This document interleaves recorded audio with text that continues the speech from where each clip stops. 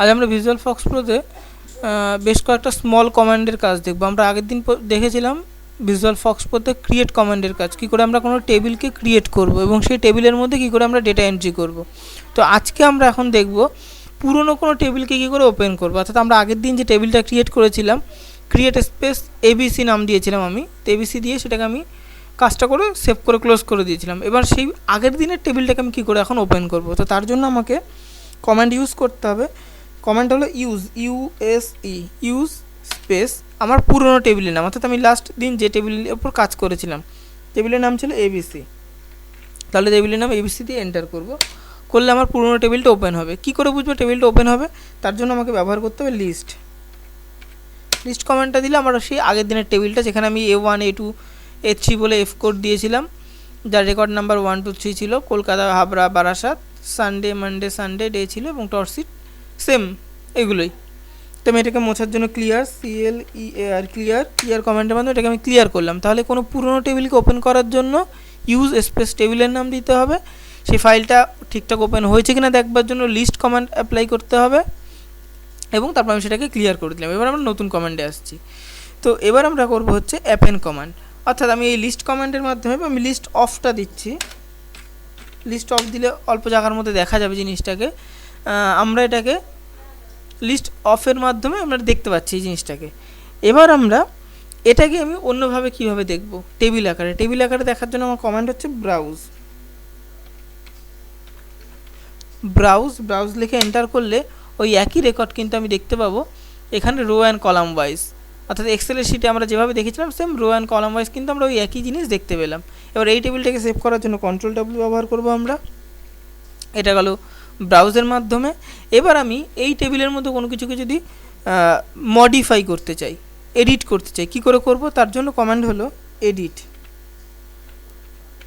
লিখে এন্টার করব।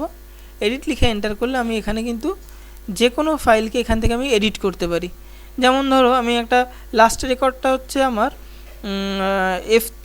F code F3 ছিল বারাসাত, সানডে, টোটাল সিট 22টা এবং ভাড়া ছিল 420। আমি ভাড়াটা 420 পরিবর্তে আমি এটাকে 400 করে দিতে চাই।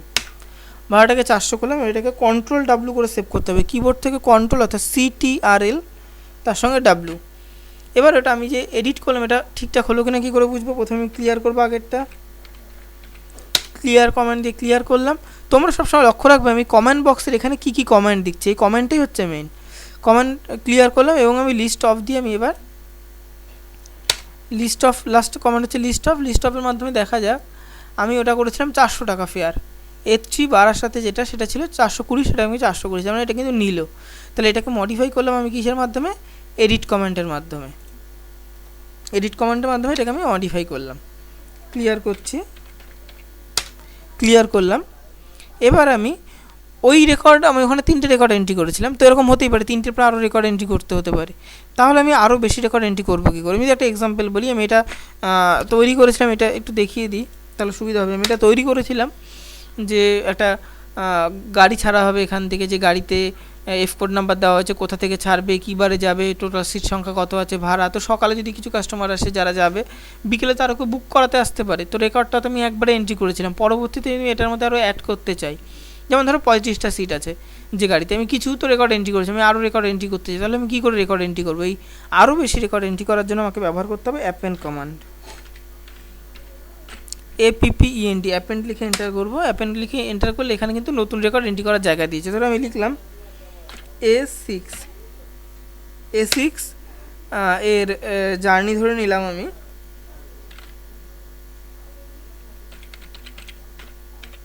কলকাতা যাবে এটা ধরে নিলাম,